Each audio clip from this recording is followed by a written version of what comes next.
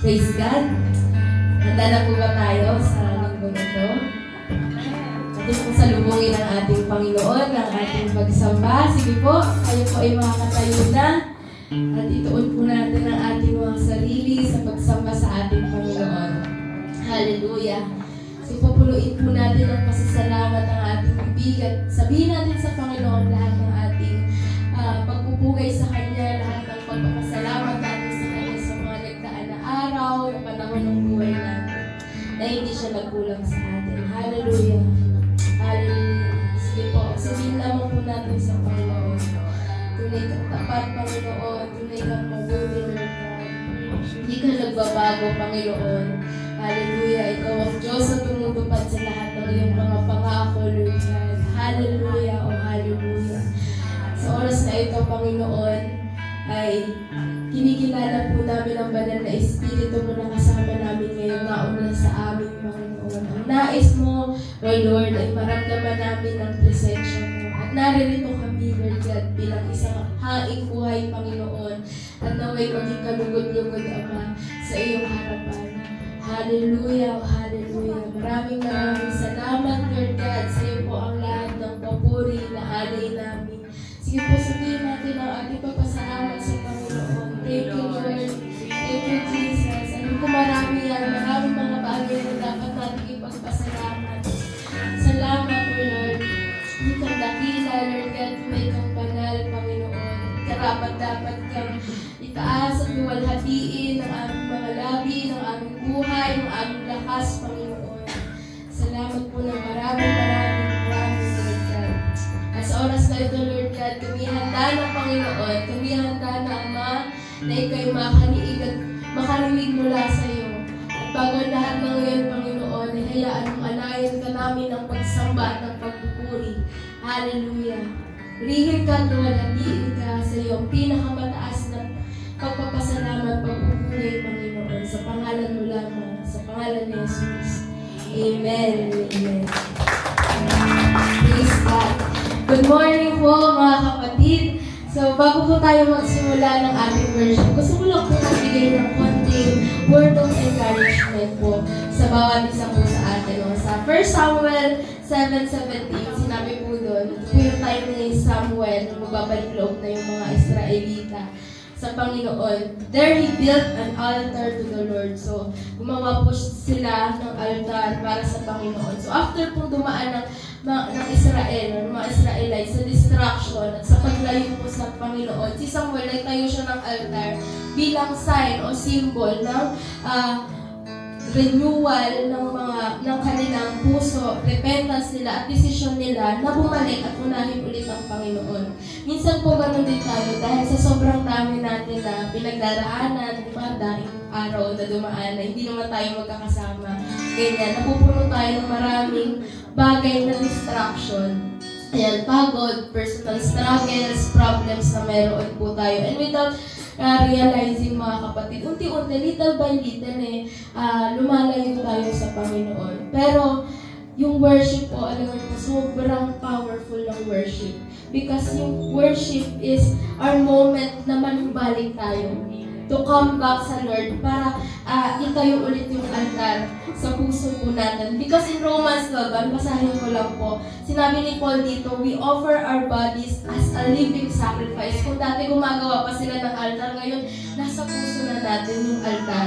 Meaning sa New Testament po, nasa puso na lang natin, internally na lang yung ating pagsamba sa Panginoon. Hindi na siya place, hindi na siya event, kundi anytime pwede tayong magbago, makapanumbalik sa Panginoon. So, before we worship, mga kapatid, alalahanin po natin na hindi lang tayo kakata today, na isang linggo na naman nadadaan na parehong gagawin lang natin, routine lang. Ngayon, we are choosing na manumbalik sa Panginoon. Tuon po natin ang ating sarili sa Panginoon at ituon natin ang lahat ng pagsamba. Ibalik natin lahat sa Panginoon. Kaya po sama-sama tayo ulit na magsamba, umawit sa ating Panginoong Diyos sapagkat nararapat sa Kanyang lahat. Hallelujah! Hawak mo, Panginoon.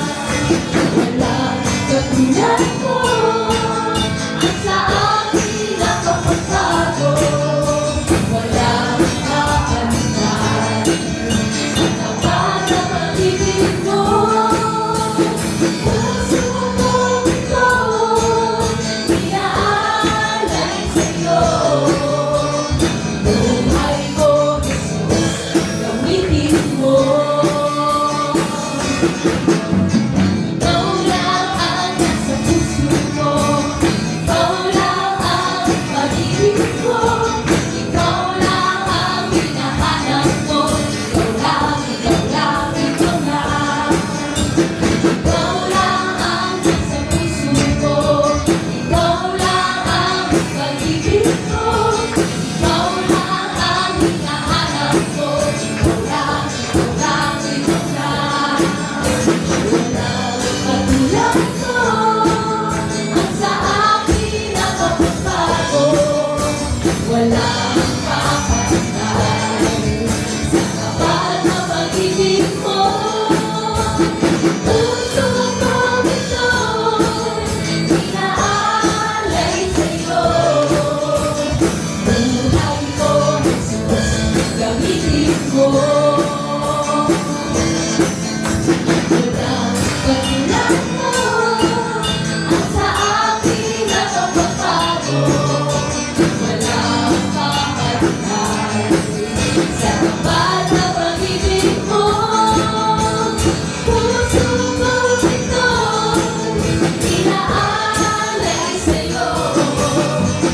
Buhay ko, Jesus, gamitin mo. Walang time, hallelujah!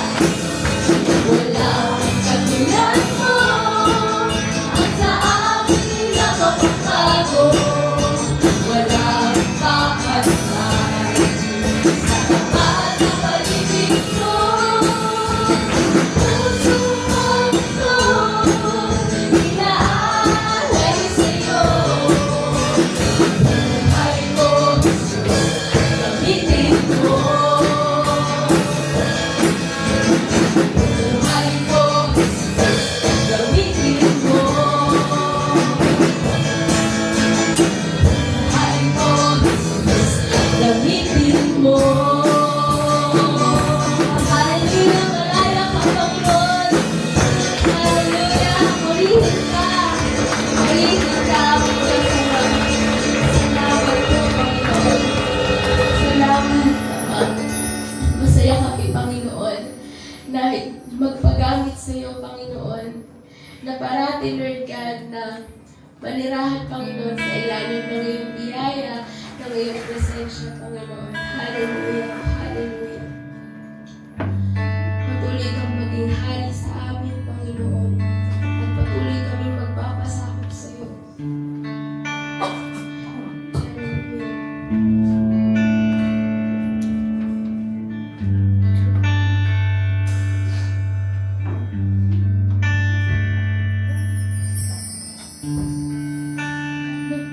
Nagpapakumbaba sa'yo,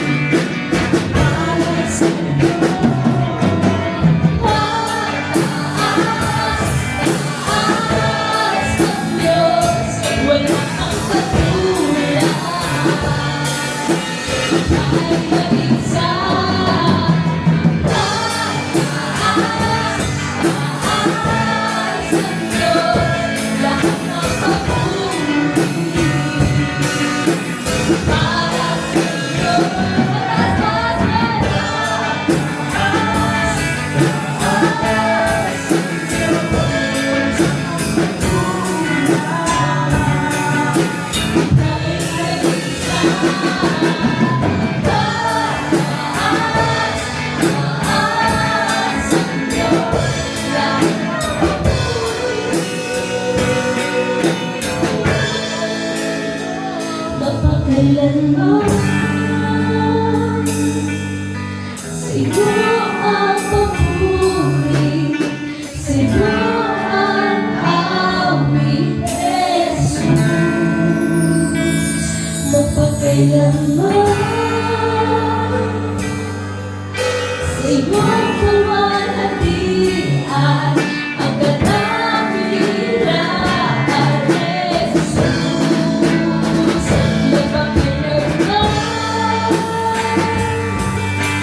Sa'yo ang papuri, sa'yo ang awit, Jesus. Mapakailanman ikaw ang hari, aking tinatawag, Jesus. Katasasan, taas ang Diyos, wala kang katulad. May nag-isa, taas ang Diyos, lahat ng papuri para sa'yo. Taas ang Diyos, wala kang katulad. May nag-isa, taas ang Diyos, lahat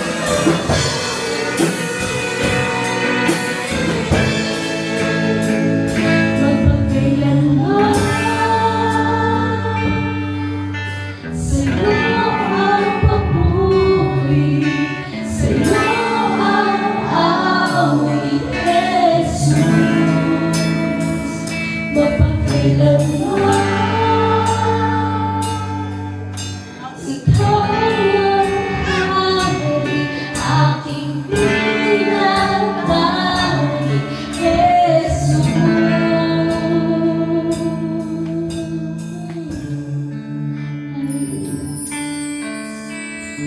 You are our most prized possession, Panginoon. Ikaw ang aming kayamanan, Panginoon.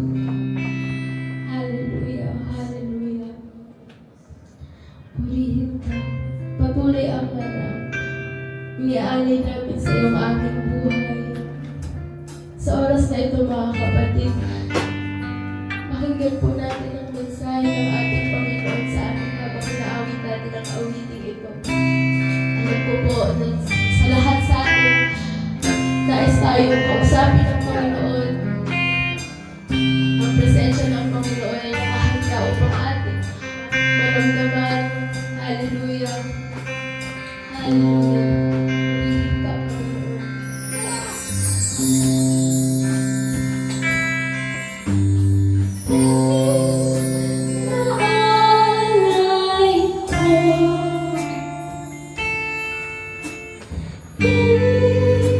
Naalay ko sa'yo ang lahat, oh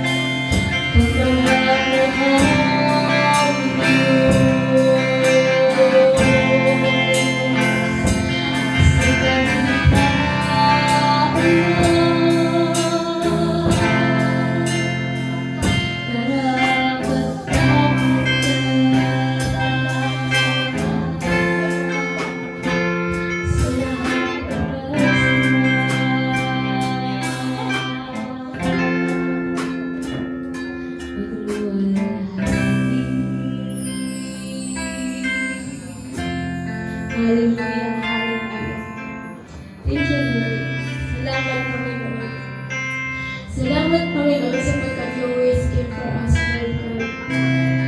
Lagi mo kami, Lord God, minamahal at pinaparamdam mo yun sa bawat araw, Panginoon. Kaya nga naman, Panginoon, kayo tunay na tapat na Diyos. Makapangyarihang Diyos, Panginoon. You deserve all the glory, Panginoon.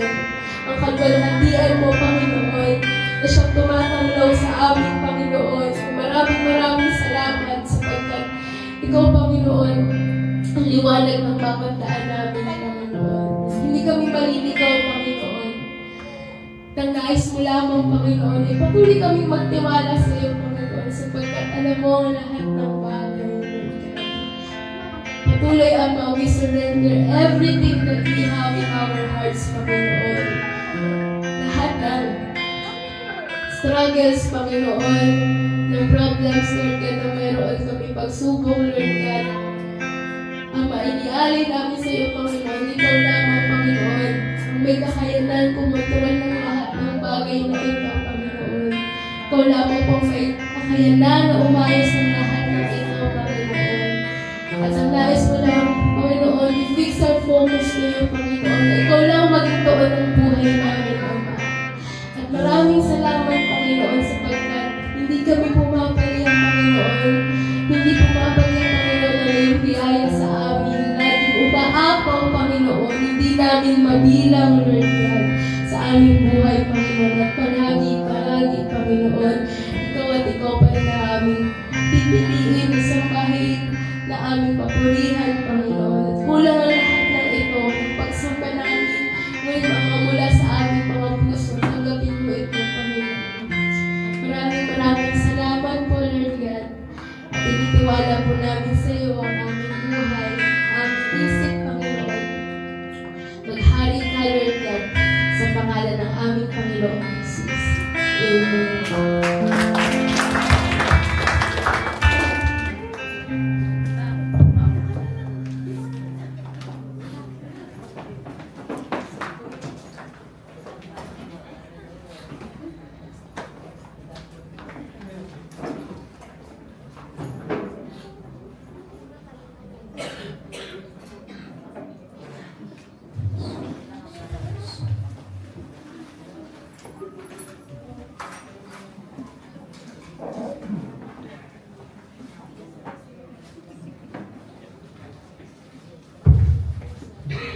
Praise God. Ilan na po ba tayo magbigay sa Panginoon? Di ba po ata tayo? Alam niyo po, kapag nagbibigay tayo kay Lord, ano man yung kaya nating ibigay, ano man yung kaya nating gawin para sa Panginoon, karapat-dapat po siya doon. Sa totoo lang po, kung ano man yung mga kaya nating ipagkaloob sa Diyos, kulang na kulang po yun kung ikukumpara natin sa kung ano yung deserve niya. Ano po, pero mapalad tayo dahil kahit gaano pa yan kaliit, na-appreciate yan ng Panginoon kung tapat at tama ang puso ng nagbibigay nito. Nalangin po tayo sandali. Panginoon, salamat po ulit sa araw pong ito, Lord God, at sa buhay ng inyong mga anak, Lord God, na patuloy at may katapatang ibinibigay ang kung anong para sa inyo. Idinadalangin at itinataas po namin ito sa inyo, Panginoon. Basbasan niyo po ang mga bagay pong ito na magamit na para lamang sa inyong karangalan, aming Ama. Maraming salamat po at nagtitiwala kami kayo ang magpapala at magbabalik ng lahat ng ito sa buhay ng bawat isa ayon sa inyong kalooban, ayon sa nakikita niyo po sa aming mga puso. Maraming salamat po, aming Ama. Patuloy nga pong ibinibigay namin sa inyo ang lahat ng papuri at pagsamba sa pangalan ng aming Panginoong Jesus. Amen.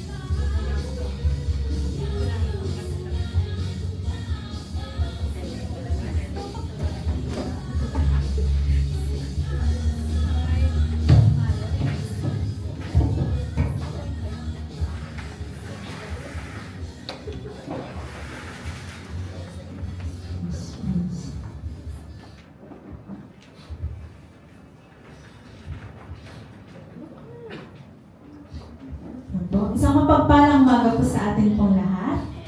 We are already blessed. Amen po ba?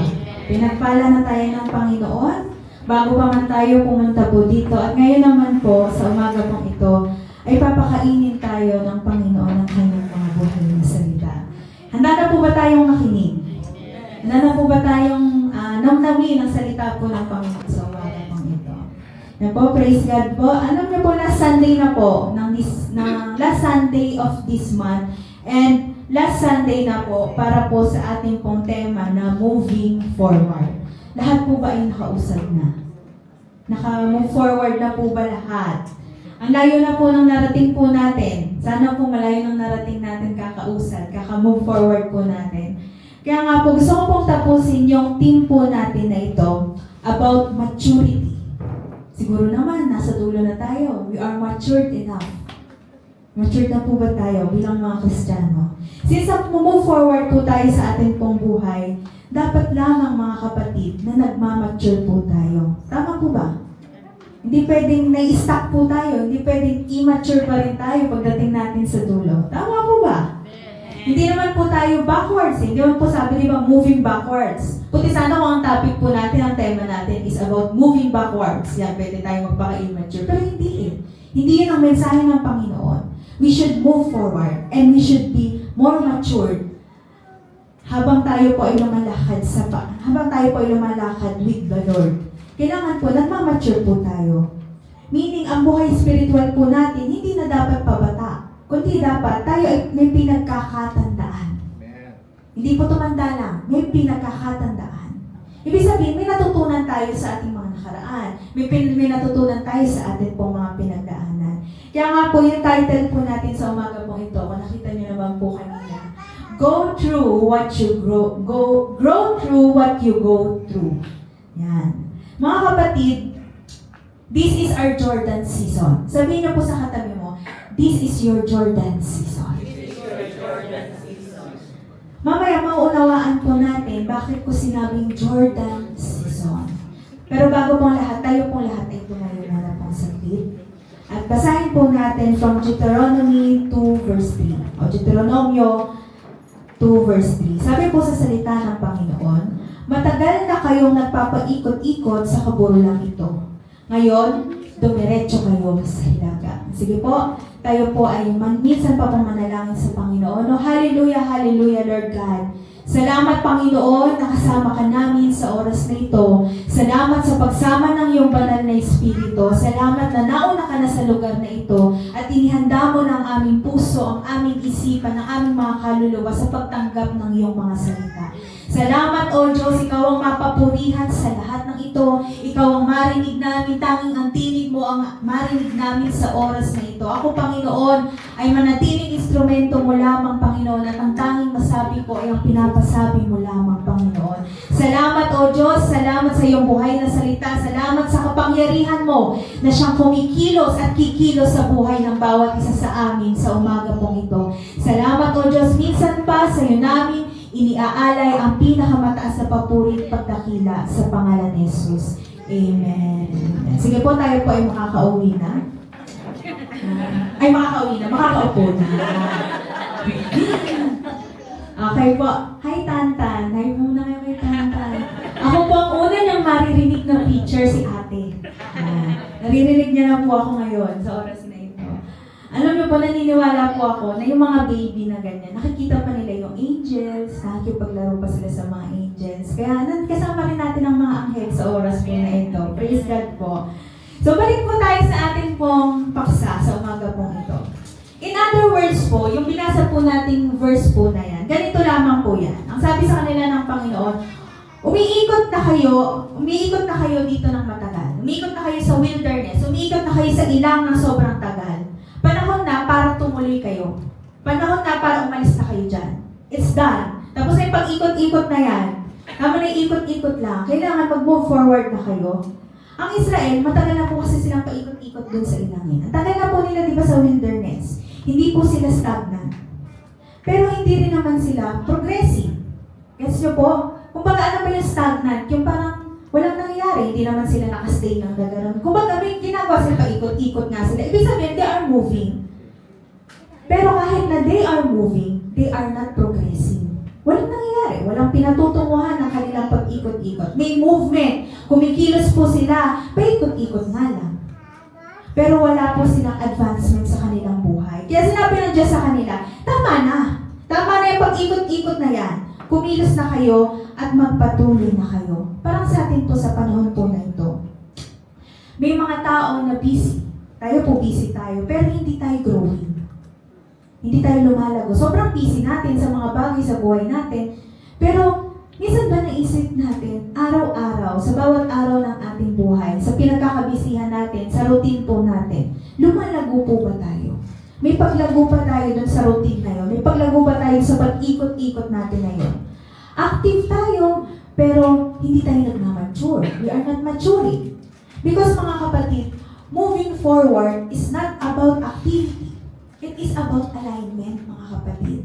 Maybe right now, mga kapatid, nasa season tayo na hindi tayo stagnant, pero at the same time, hindi naman tayo lumalago. Busy tayo, nagsiserve tayo, uma-attend tayo ng church, nagpe-pray po tayo, ma-attend tayo ng Dawn Watch, ma-attend tayo ng lahat ng activities ng church. Pero still, we are immature. Marami pong ganyan sa panahon po ngayon at nakakalungkot po na dinadaanan po yan ng iba po natin mga kapatid, na dinadaanan po natin yan personally, na we are so active in many church activities but we are not maturing spiritually. Pero deep inside kasi, paikot-ikot lang tayo kahit anong pagsaserve natin. Paikot-ikot lamang talaga tayo. Same issue, same pa rin yung kinakatakutan natin, same pa rin yung fear natin, same pa rin yung doubt natin sa ating pong mga buhay. Pero ang sinabi po sa kanila ng Diyos, tama na yan ang ikot-ikot na yan. Time to live. At sinasabi rin po sa atin ng Panginoon sa oras na ito, it's time to move, anak. It's time to move forward. It's time na para umalis ka dyan, tama na yung routine na yan. After 40 years po sa ilang, 40 years? Is it 40 years? Is it po ba 40 years tayo dito? 40 years tayo dyan. Pero after 40 years nila sa ilang, nakarating rin po sila sa Jordan. Basahin po natin sa Joshua 3 verse 13 to 17. Ginamit ko po ay AST version. Basahin po natin, kapag lumusong na ang mga pari na tagadala ng kahon ng kasunduan ng Panginoon, ang Panginoon na makapangyarihan sa buong mundo, hihinto ang pagdaling ng tubig sa ilog Jordan. Ang tubig nito mula sa itaas ay may ipon sa isang lugar. Anihan noon at umaapaw ang tubig sa pampang ng ilog Jordan. Umalis ang mga tao sa mga kampo nila para tumawid sa ilog. Nauuna sa kanila ang mga paring may dala ng kahon ng kasunduan ng Panginoon. Paglusong ng mga pari sa ilog, huminto agad sa pagdaloy ang tubig. Naipon ang tubig sa malayo, sa lugar na tinatawag na Adam, isang bayan malapit sa Zaretan. Walang tubig na dumadaloy papunta sa dagat ng Araba na siya rin tinatawag na dagat na patay. Kaya nakatawid ang mga tao sa lugar na malapit sa Jericho. Nakatayo sa gitna ng natuyong ilog ang mga pari, dala ang kahon ng kasunduan ng Panginoon habang tumatawid ang mga Israelita. Hindi sila umalis doon hanggat hindi nakakatawid ang lahat. Ito po yung alam mo yung kahon ng kasunduan, baka po hindi nyo alam yung Ark of Covenant ng Panginoon. Ang instruction po sa kanila ng Panginoon, kapag tumapak ang mga pari, nadala po yung Ark of Covenant, yung kahon ng kasunduan, saka po hihinto yung tubig. Gets nyo po? Clear. Clear po yung sinabi, clear po yung instruction po sa kanila. Yung Ark po na yun, yung Ark po na yun, na dala po nila, Ark of Covenant, na dala po nila na yun, it symbolizes God's presence. Ibig sabihin, hindi sila tatawid ng dahil kaya nilang tumawid, na dahil malakas sila, na dahil kaya nila sa kanilang sarili. Tatawid sila, nakasama nila ang presensya ng Diyos. Ibig sabihin, hindi sila tatawid ng sila lang, basta-basta. Pero, alam niyo po, kahit nakasama ang presensya ng Diyos, may part sila.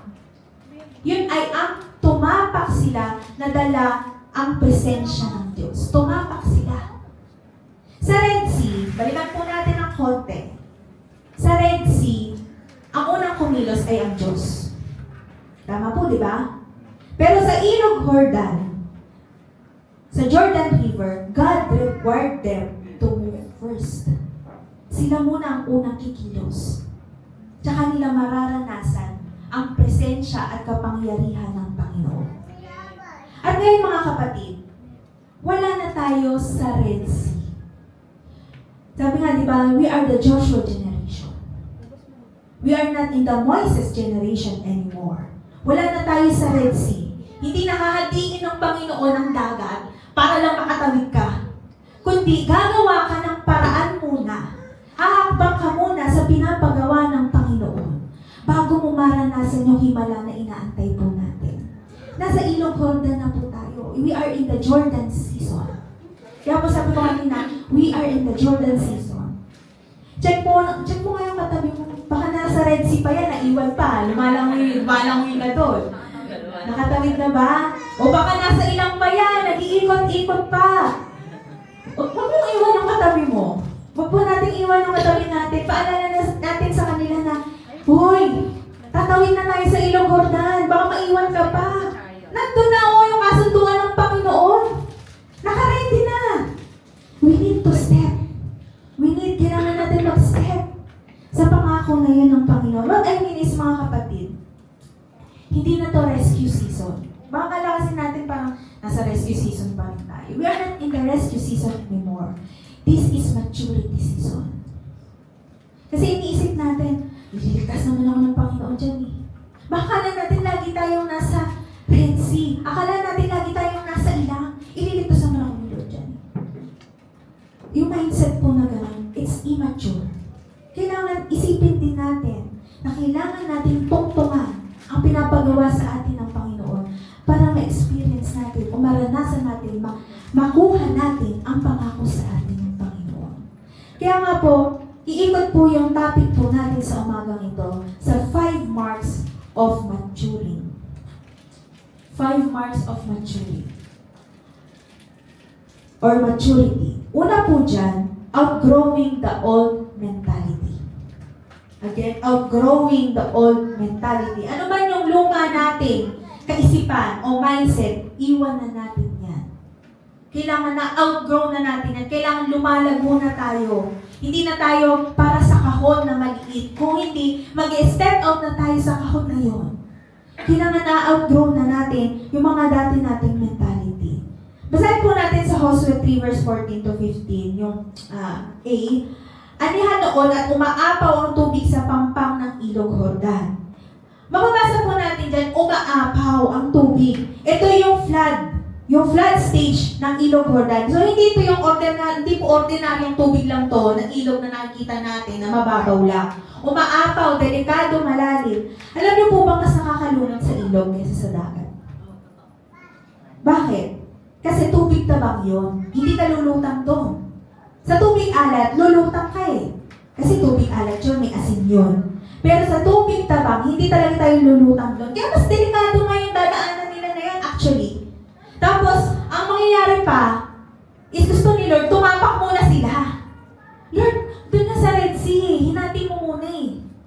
Pero ito tubig tabang, papalusungin mo muna kami bago mo hatiin, bago mo alisin yung, bago mo i-dry out. Di ba parang mag-iisip ka na parang imposible naman, Panginoon, yung pinapagawa mo na yan. Pero minsan gano'n ang Panginoon eh. Pinapatungtong niya tayo sa mga bagay na mukhang imposible sa buhay natin. Just to prove His power. Para ipakita lang niya sa atin kung gaano siya makapangyarihan at kung ano ang nagagawa ng ating obedience. Yung tubig tabang po na ito, hindi ka basta-basta lulutang. Mga kapatid, alam niyo po yung ilog po nung time na ito, sabi umaapaw, high tide. High tide pa. Hindi pa low tide. High tide pa ng mga time na to, malakas yung agos. Alam niyo po sa ilog, malakas yung agos niyan eh. Pag tinangay po tayo yan, sure nalunod po tayo. Ibig sabihin, hindi inalis ng Panginoon, hindi inalis ng Diyos yung risk. Hindi inalis ni Lord yung pagsubok. Pinili ng Diyos yung panahon na pinaka-imposible sa kanilang paningin. Bakit kaya no? Bakit kaya ganon ang ginawa ng Panginoon sa kanila?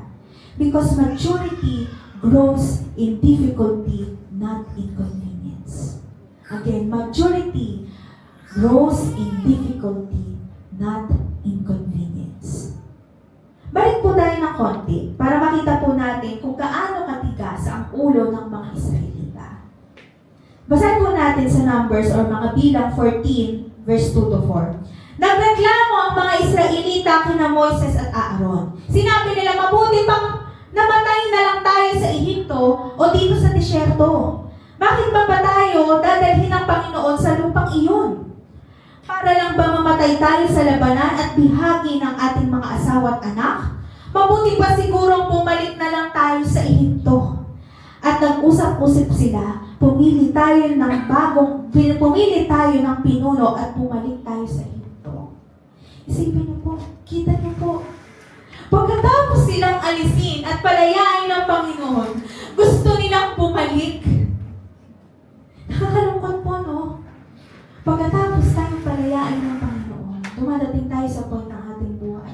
Lord, gusto ko na lang bumalik kasi ang hirap naman dito. Ganun po tayo eh. Kapag may pressure, ang immature response po natin, mag-retreat na lang. Matras na lang tayo sa laban. Yun yung immature response natin. Lord, atras na lang. Di ko pala kaya.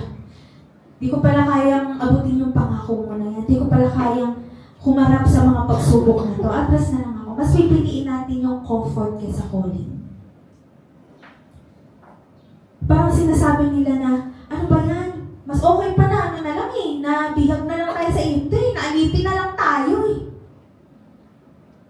And every time na maiisip natin mga kapatid na bumalik sa comfortable life po natin, isipin natin, gusto pa ba natin bumalik sa mga bagay na umaalipin sa atin? Gusto pa ba natin bumalik sa mga bagay na minsan na tayong pinahirapan? Kasi sanay na tayo dun. Sanay na ako nang naghihirap dito. Okay na ako, nahihirapan ako dito. Okay na ako doon. Kaya babalik na lang ako dito, dito na lang ako. Pero ang gusto ng Panginoon, palayain tayo dyan. Palayain na tayo sa mga bagay na umaalipin po sa atin. Okay na ba tayo sa Ehipto ng ating buhay? Ayaw na ba natin sa lupang pangako ng Panginoon? Ito pa, kung ako rin talaga si Moises, mapipikon ako. Talagang mahahampas ko din.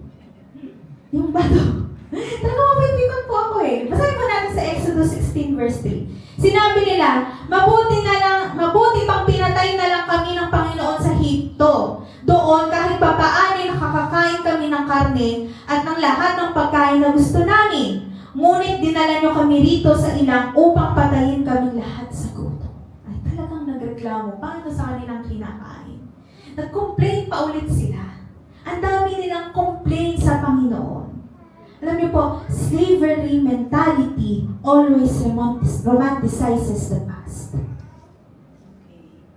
Gets niyo po? Kapag ang pag-iisip natin ay tulad ng sa isang alipin, talagang mas pipiliin natin bumalik sa mga bagay na umaalipin sa atin. So, are we in slave mentality right now? Yun ang tanong mga kapatid. Ang pag-iisip ba natin ay tulad ng isang alipin, hindi tulad ng isang pinalaya na ng Panginoon? Dahil komportable, nakasanayan na natin ito. That's slave mentality. Pero ganito na lamang po ang gusto natin mangyari sa buhay po natin. Pero gusto ko pong makita nyo rin naman at the same time, sa Joshua 3. Balik na po tayo. Sa Joshua 3, wala na silang reklamo. Nung tumawid po sila, wala na silang reklamo. Meaning, nag-grow na sila. Na-outgrow na nila yung slave mentality nila. Na-outgrow na nila yung pagiging alipin nila. Nung nakita ng Panginoon na hindi na sila isip alipin, hindi na sila utak alipin, doon sila dinala ng Panginoon because they are already mature to receive that blessing. Are we already mature to receive that blessing, mga kapatid? Yung panahon ng Red Sea and wilderness, tapos na yun. It also symbolizes us noong tayo ay immature Christians pa. Tapos na yun, mga kapatid. Pero ngayon dapat po ay nasa ilog Jordan na tayo. Dapat nagmamature na po tayo.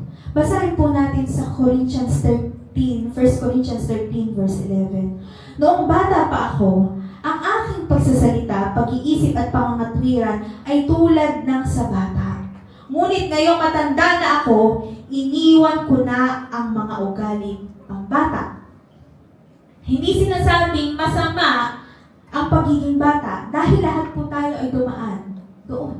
Dumaan po tayo sa pagiging bata. We came from immaturity. Pero may season lang para sa immaturity. And dapat tapos na po yun.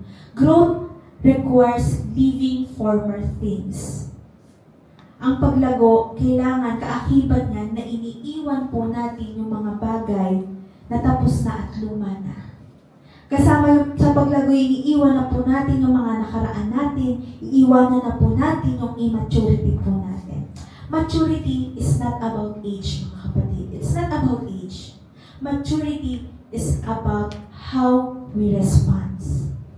Paano ba tayo nagre-response? Paano tayo nagre-react sa panahon na ito? Kung pareho pa rin yung reaction natin 5 years ago, we are not growing, mga kapatid. We are not maturing. If we still have the same reaction, kung patuloy pa rin na kung ano yung reaction natin noon 5 years ago, ganun pa rin tayo hanggang ngayon, hindi tayo nag-grow.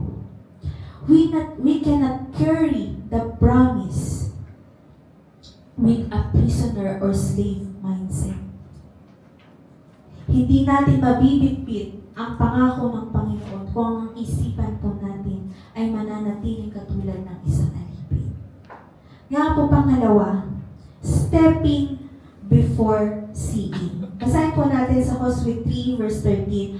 Kapag lumusong na ang mga pari na tagadala ng kahon ng kasunduan ng Panginoon, ang Panginoon na makapangyarihan sa buong mundo, hihinto ang pagdaloy ng tubig sa ilog Jordan. Ang tubig nito mula sa itaas ay maiipon sa isang lugar. Kapag tumapak sila, saka pala hihinto ang tubig. Hindi muna titigil ang tubig. Hindi muna magiging dry ground. Kailangan muna nilang tumapak doon. Yung ark na hawak po nila, yung Ark of Covenant na hawak po nila, it represents God's presence, katulad nga po na sinabi ko sa kanina. Ibig sabihin, hindi naman sila humakbang lang. Ibig sabihin, humakbang sila na kasama nila ang Panginoon, pero required na kailangan muna nilang sumunod bago nila matanggap ang pangako ng Panginoon sa kanila. Kung hihintayin muna natin makikita ang mga bagay, ang pangako ng Panginoon bago tayo maniwala, hindi po yun faith. Hindi po yun pananampalataya. Faith moves kahit hindi malinaw ang mga bagay sa buhay po natin. Faith moves kahit wala po tayo nakikita. Kahapon po, lagi naman po kami lumalabas ni Cara, nagkakape. Ganyan. Kahapon, nag-usap po kami ni Cara. Sabi ko po sa kanya, ipag-pray mo naman ako sa decision ko. Kung anong dapat kong pag-desisyonan, kung anong dapat kong piliin. Ganyan. Nanghihingi kasi ako ng sign kay Lord. Sabi ko, kapag nag-provide siya, saka ko itutuloy. Yun ang sabi ko, kapag nag-provide siya para sa bagay na to, saka ko itutuloy, saka ko hakakbangan. Gusto ko muna ng confirmation, gusto ko muna ng assurance. Pero alam niyo po ang sagot po niya, Te, baka kailangan humakbang ka muna. Baka kailangan gawin mo muna bago mag-provide si Lord. And that's true. Minsan, magpo-provide si Lord kapag nag-step na tayo dun sa pananampalataya natin. Minsan kasi, hinihingi muna natin kay Lord na hawiin niya ang mga bagay sa buhay natin bago tayo tumungtong doon. Pero ang gusto ni Lord, tumungtong muna tayo and He will provide. Magpo-provide siya. Natawa kami. Parang natawa lang kami, syempre casual lang. Pero may mga realizations po ako after nun. Parang sa Joshua 3, the miracle was conditional on movement. Hindi ito passive faith, mga kapatid. Ito ay active trust po natin sa Panginoon. Kaya minsan, hindi naman kulang yung sign. Hindi naman tayo kulang sa paghihingi ng sign eh. Hindi naman kulang yung mga binibigay na sign ni Lord. Kulang tayo sa pagtapak. Kulang tayo sa paghakbang. Kulang tayo sa step. Again, James 2 verse 17, ano pong sabi doon? Faith without works is dead. Ang faith na walang action ay mananatiling idea lang. Ang tunay na pananampalataya may kasama talagang hakbang po yan. Sabi po sa 2 Corinthians 5 verse 7, walk by faith, not by sight. Lumakad tayo sa ating pananampalataya, hindi sa ating nakikita. God is not waiting for the perfect condition. Hinintay ba ni Lord na maging maayos mo na lahat? He is waiting for our obedience. Yun ang hinintay ni Lord. Naghihintayan tayo parehas ni Lord. Hinihintay natin si Lord na bigyan ng kalinawan ng lahat. Pero si Lord hinihintay niya sumunod tayo at magkakaroon ng kalinawan ng lahat. Kaya nga po, humakbang po tayo mga kapatid kahit na parang wala pa tayong nakikita. Hakbangan lang po natin mga kapatid. And 3, standing firm in the middle. Sabi po sa Hosea 3 verse 17, nakatayo tayo sa gitna ng natuyong ilog ng mga pari. Dala ang kahon ng kasunduan ng Panginoon habang tumatawid ang mga Israelita. Hindi sila umalis doon hanggat hindi nakakatawid ang lahat. Standing firm in the middle. Tumayo po yung mga pari sa gitna po ng ilog Jordan po na yon. Hindi sila tumakbo, hindi sila nagmamadali. Bilisan nyo. Hindi po sila aligaga. Tayo po kasi, madalas aligaga tayo. Lagi tayo nagpapanik, lagi tayo may iniisip. Parang madaling-madali tayo sa buhay. Hindi po sila gano'n. They waited in the middle hanggang makatawid ang lahat. Hindi po sila nagpanik, hindi sila nataranta. Tumayo po lang sila doon, hinintay nilang makatapos ang lahat. Maturity is not dramatic, mga kapatid. It takes time. It needs consistency. It is consistent. Yung totoong maturity, hindi yan pabigla-bigla ng desisyon. Hindi yan pabigla-bigla. Hindi nagmamadali, kundi marunong po yan manatili, marunong magtiis, marunong maghintay. And that's maturity, mga kapatid. Basahin po natin sa mga Hebreo 10 verse 36. Kailangan ninyong magtiis upang masunod ninyo ang kalooban ng Diyos at matanggap ninyo ang ipinangako niya. Kailangan ninyong magtiis, sabi.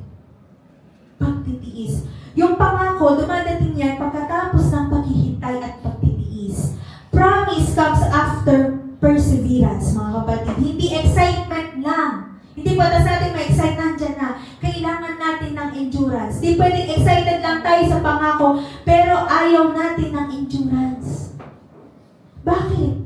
Kasi hindi natin ma-handle, mga kapatid, yung pangako ng Diyos sa atin kung ibibigay na lang ito basta-basta sa atin. Kahit na mahawakan natin yung pangako, we will still feel discontentment. Totoo yun.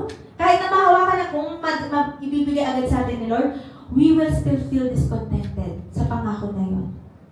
Kapag hindi na-build yung endurance po sa atin. Parang binigyan ka ng reward kasi random lang. Trip lang. Trip ko lang bigyan ka ng reward. Random lang. Kumbaga, hindi natin pinaghirapan yung reward na yun. Pagkatapos natin ibigay na parang, okay. Ito pala yun. Di ba? We feel discontentment. Kasi hindi naman natin pinaghirapan eh.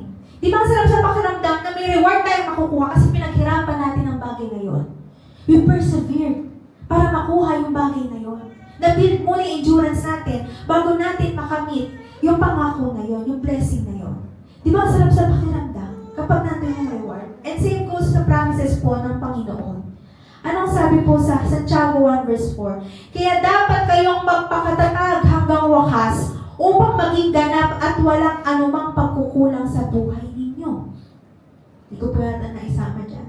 Again, kaya dapat kayong magpakatatag hanggang wakas upang maging ganap at walang anumang maging pagkukulang sa buhay ninyo. Let perseverance finish its work, mga kapatid. Madaling magsimula. Madali. Pero mahirap maghintay.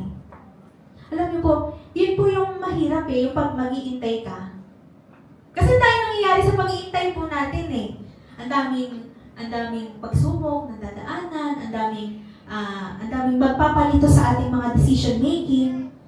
So madaling magsimula, madaling gumawa ng plano, pero mahirap magstay. Totoo po yun, mahirap magstay sa pagsubok na pagdadaanan natin bago natin makuha yung pangako. Anyone can shout at the beginning, fighting! Kaya ko to! Kaya ko to, let's go! Kaya ko to! But not everyone can remain faithful in the process.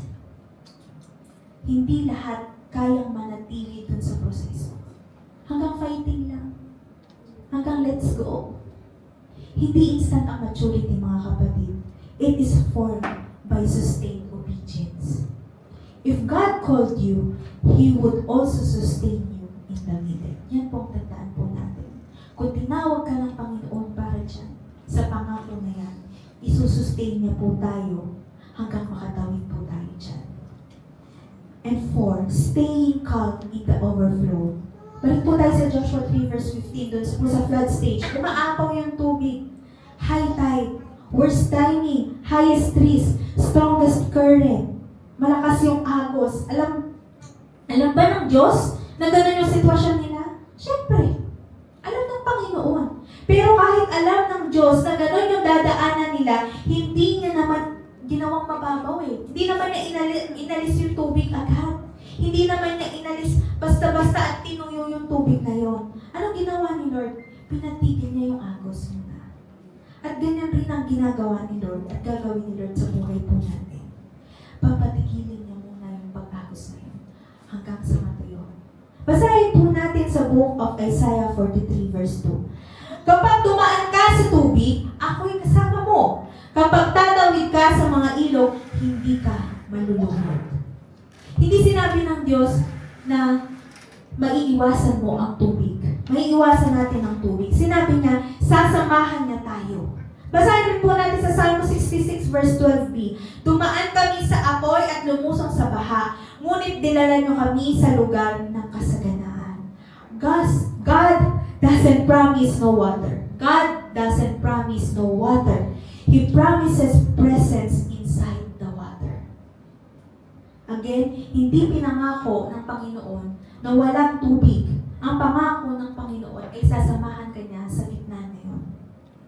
Sasamahan niya tayo sa gitna ng pagsubok. Hindi pinangako na walang pagsubok, kundi sasamahan niya tayo sa gitna ng pagsubok na yun.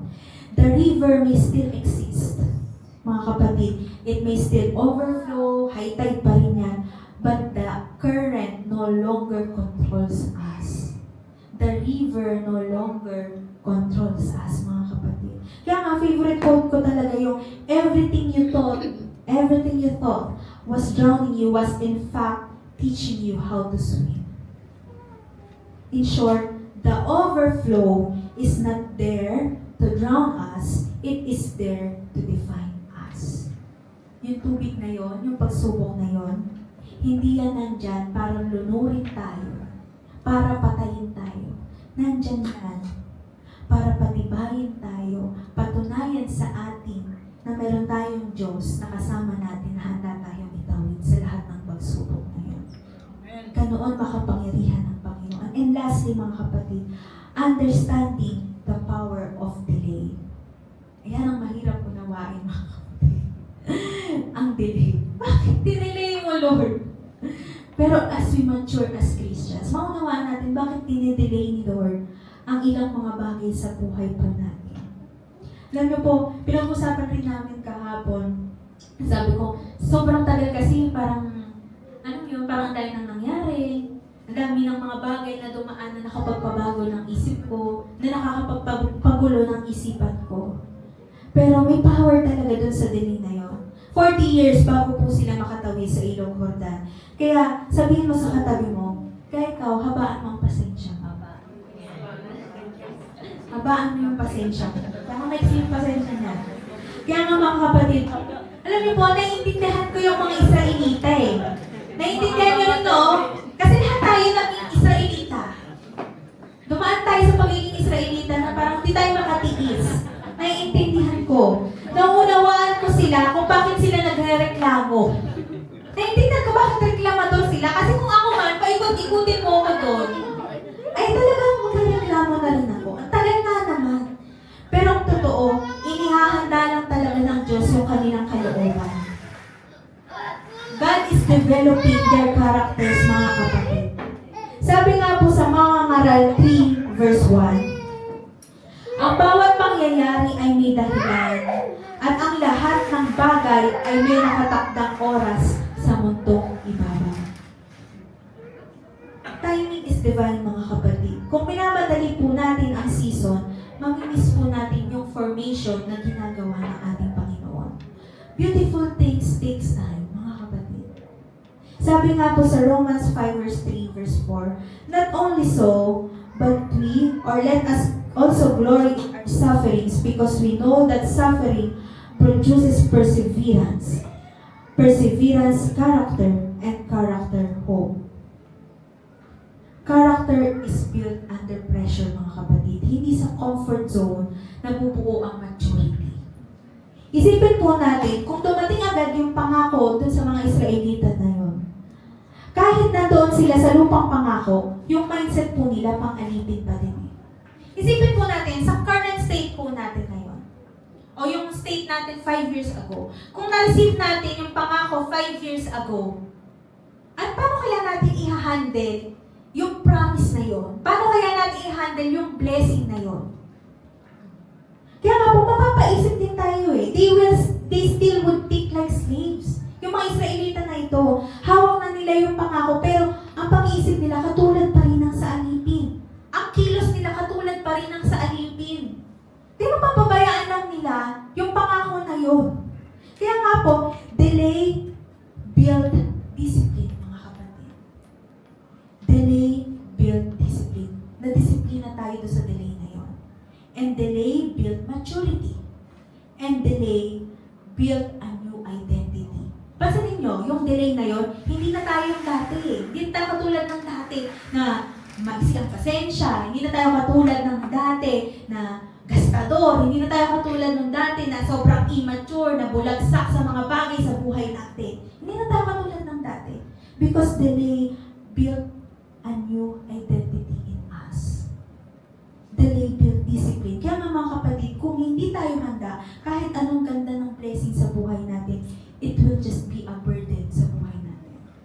Blessing will turn into burden kapag slave mentality pa rin tayo. Hindi natin kayang i-handle. It was too much to handle para po sa atin 5 years ago.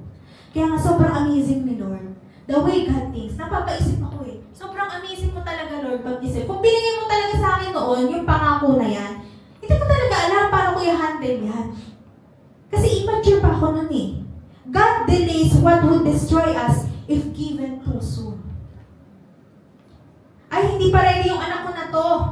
Masasayang lang sa kanya yung blessing. Kaya wag muna, titrain ko muna siya. Yan yung mindset ni Lord. Ay, gastador pa to. Hindi ko muna ibibigay 1 million sa kanya. Baka pag binigay ko na sa kanya 1 million, mauubos agad sa kung ano-anong bagay. Ay, wag muna. Madami pa tong bisyo. Baka mapunta lang sa bisyo yung pagpapala na ibibigay ko sa kanya. Ay, wag muna. Padalos-dalos pa to magdesisyon eh. Baka kung saan lang niya ilagay yung pagpapala na yun. Ganyan mag-isip ang Panginoon. Advance. Kahit na-delay tayo sa ating buhay, sa paningin natin, advance pa rin si Lord. Nauuna pa rin ang Panginoon. God knows us. Kilala tayo ng Panginoon. Kaya nga alam niya kung kailan ang tamang oras para ibigay sa atin yung pangako na yun. Delay is not God ignoring us. It is God investing in us, mga kapatid. Alam niyo po, nung pinarealize sa akin ng kagabi ni Lord, ang saya ko. Hindi pala ako in-ignore ni Lord during that delay. Nag-i-invest pala ng something si Lord sa heart ko, sa buhay ko. May ginagawa pala siyang maganda sa buhay ko. Kaya kailangan na-delay ng mga bagay na yun. And pag na-realize natin ang mga bagay na ito, matured ka na, kapatid. You are spiritually matured. Conclusion, mga kapatid. This is our Jordan moment. This is our Jordan season. We are now in Joshua's generation. Wala na tayo sa Red Sea. You're not in the Red Sea anymore. You are not being rescued anymore. Naligtas na tayo from slavery. Naligtas na tayo mula sa pagkaalipin. We should move out of wilderness, mga kapatid. We are now responsible. Dapat matured na tayo at this point. Malinaw po ang sinabi, di ba, sa Joshua 3. Presensya niya muna. Kasunod ay ang ating paghakbang. At darating ang himala at pangako ng Panginoon sa atin. Stop waiting for the water to move, mga kapatid. We must move now. Mature na tayo. We are responsible enough. Responsable na tayo. At umakbang na tayo. We are now entering a new season, mga kapatid. Next week, iba na ang tema natin. New thing na. So let's move, mga kapatid. And watch how God respond sa ating obedience. Makikita po natin, if you keep asking for another sign, you may miss the season. Again, kapag patuloy tayo nang hihingi ng Lord, another sign, baka ma-miss natin na ito na pala. Ito na yung sign na iniintay mo. God is talking to us today, to you today. This is your sign. Step on it. Ito na yung sign na inaantay po natin. Don't just move forward, mga kapatid. Mature forward. Dahil ang goal natin ay hindi lang po tayo makatawid sa ilog Jordan. Ano po ang goal natin? Becoming the kind of person who can remain in the promised land. Tayo po tayong lahat. Handa na po ba tayong tumungtong? Handa na po ba tayong tanggapin ang pangako sa atin ng Panginoon? Iwan na natin yung mga immaturity po natin. And let's be mature enough na harapin at tanggapin yung pangako na yun. Sana hindi natin ma-miss yung Jordan season na ito. Naghihintay na sa gitna yung mga pari, dala ang kasunduan ng Panginoon sa atin. Sana hindi na tayo manatili sa ilang. Hindi tayo bumalik sa Egypto. Hindi tayo bumalik sa Red Sea. Tapos na yun. We are now in the new season of our lives. At handa na ang Panginoon na ibigay sa atin ang pangako na yun. Hindi aalisin ng Panginoon yung tubig. Ang sabi ng Panginoon, step on it. Kahit may pagsubok, kahit may tubig. At makikita po natin ang himalang gagawin ng Panginoon sa ating buhay. Sige po, minsan po awitan natin ang ating Diyos.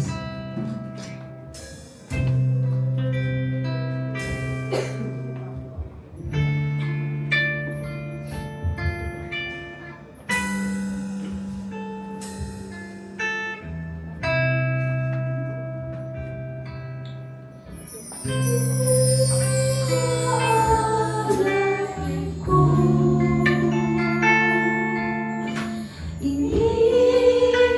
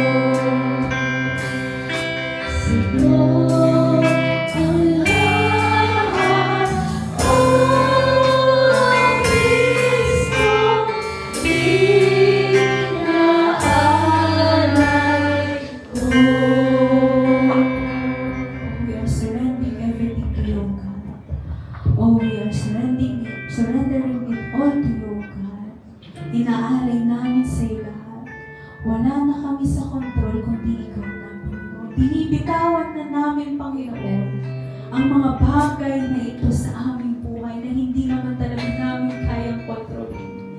Binibitawan na namin ang mga bagay na pinanghahawakan namin sa aming buhay para hindi matanggap ang iyong pangako. We are now giving the full control sa iyo, Panginoon. Ibinibigay na namin sa iyo ang lahat sapagkat nalalaman ko ang lahat. Ikaw ang Diyos na marunong, Ikaw ang Diyos na nakakasiyasat ng lahat ng bagay sa aming buhay. At ibinibigay namin sa iyo ang lahat ng ito, God. Ano mang aspeto sa aming buhay na hindi man namin maisuko sa iyo, Panginoon, sa mga nakaraang panahon, Panginoon, sa oras na ito, Panginoon, isinusuko na namin sa iyo ito. We are surrendering the immaturity, Panginoon. We are no longer in the Red Sea, Panginoon. At handa na kami, Panginoon, natapakan, Panginoon, ang Jordan moment ng aming mga buhay. Handa na kaming tumawid muli kasama ka, O Diyos.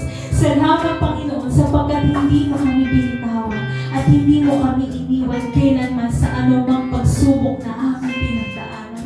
Naroon ka, nauna ka na, Panginoon. Nandito na ang presensya mo. Naroon na ang presensya mo. At handa na ka kami. Handa na kami sa pagpapalang iyon. Handa na kami sa pangakong iyon. At naniniwala kami na harapin man namin anumang ilog ng aming buhay, anumang pagsubok, Panginoon, ng aming buhay, ay kasama ka namin sa gitna ng iyon, Panginoon. Kaya nga, Panginoon, again, Panginoon, binibigay na namin sa iyo ang lahat, Panginoon, maging ang lahat ng papuri, ang lahat ng pagdakila ay sa iyo lamang, sa pangalan ng aming Panginoong Jesus. Amen and amen.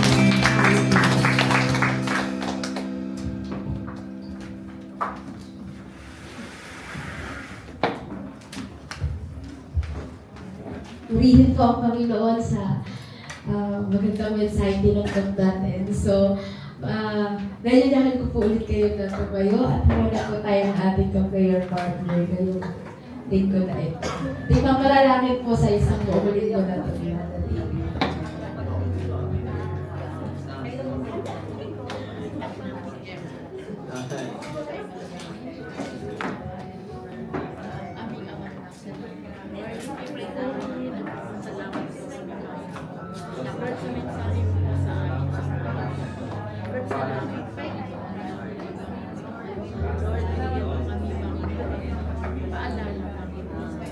Kami po, Lord, ay dapat magkalangin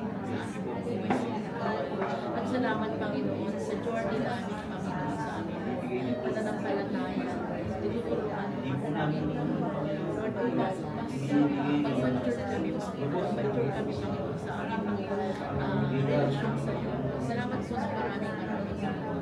Muli, Panginoon, pinaalala mo po ito sa Lord, na kailangan namin, Panginoon, na natin pangaran, Panginoon, pag-obey sa iyo, Panginoon, sa lahat sa area mo.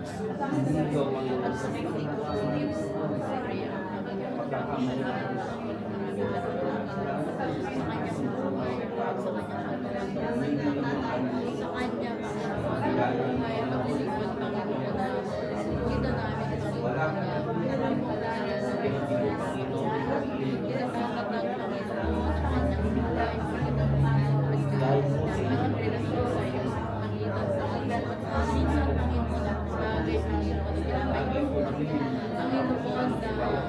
na instrumento na ginagamit, Panginoon, para mas lalo niya, Panginoon, makita, Panginoon, sa kanyang buhay ng Panginoon, at ito, Lord, na pagkakasama niya, upang lagi, Panginoon, niya ang isa sa iyo lahat ng bagay mo sa kanyang Lord, alam mo po, Panginoon, alam mo po, Panginoon, yung pinakamadali niya po, heart desires, Panginoon, ang dalangin po, Panginoon,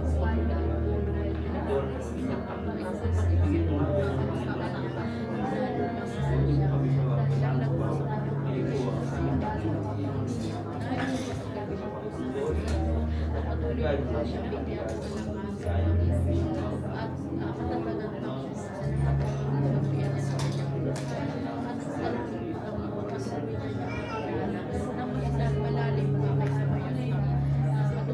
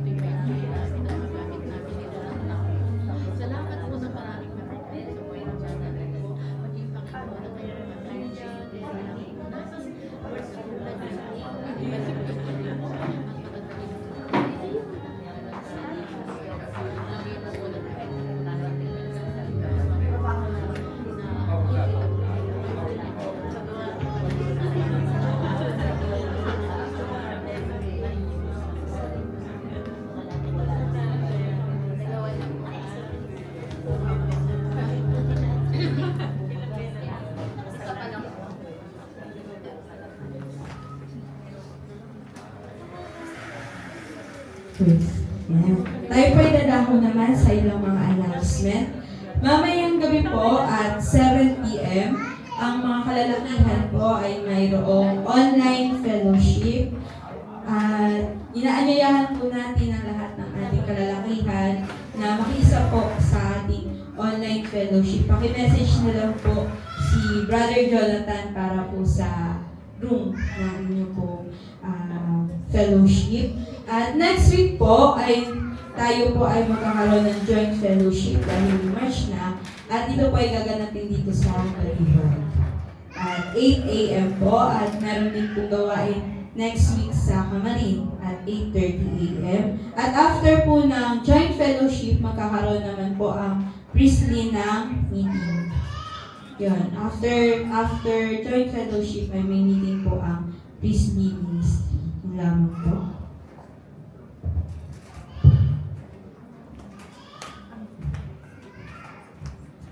Puri po ang Panginoon. Tayo po lahat ay magsitayo.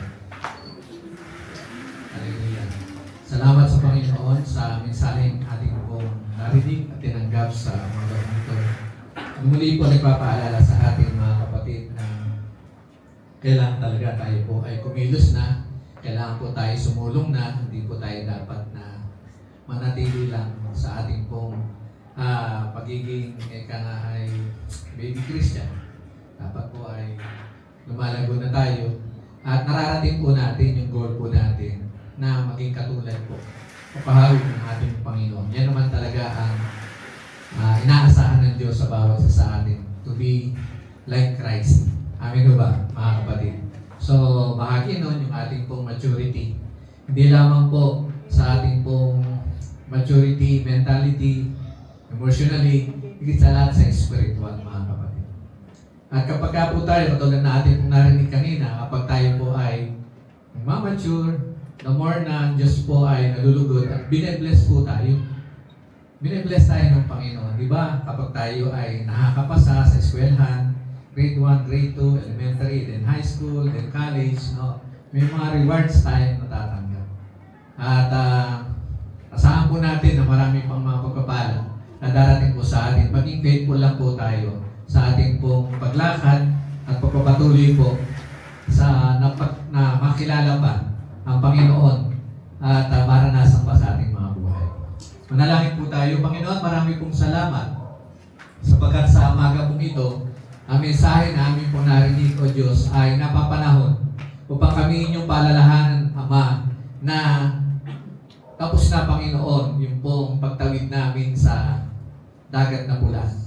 Tapos na rin yung pagtawid po namin, Panginoon, sa Ilog Jordan. At ngayon, Panginoon, patungo na po kami sa lumang pangako.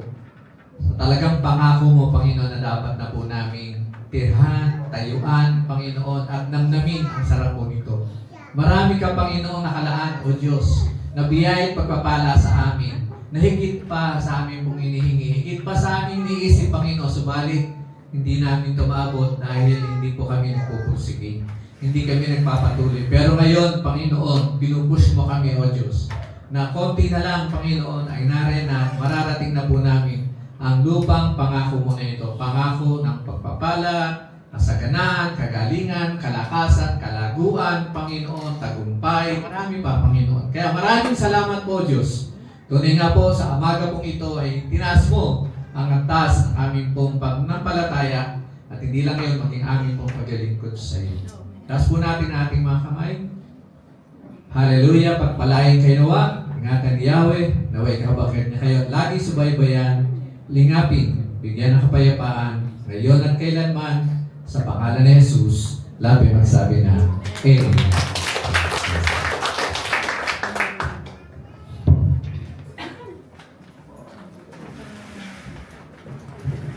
God. Ito, ano lang, parang life tip, ganyan.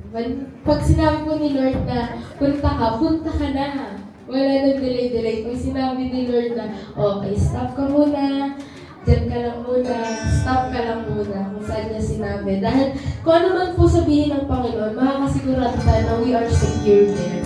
Na ipoprovide niya lahat ng kailangan natin doon. At I'm always praying, mga kapatid, na talagang kapag nandiyan na yung pangako ng Panginoon, alam ko naman yung pangako sa ating bawat isa si Lord, ay matanganan po talaga natin ng maayos. Ayan. At purihin po ang Panginoon sa lahat ng ito at sa Kanya tayo ulit magbalik ng papupuntahan.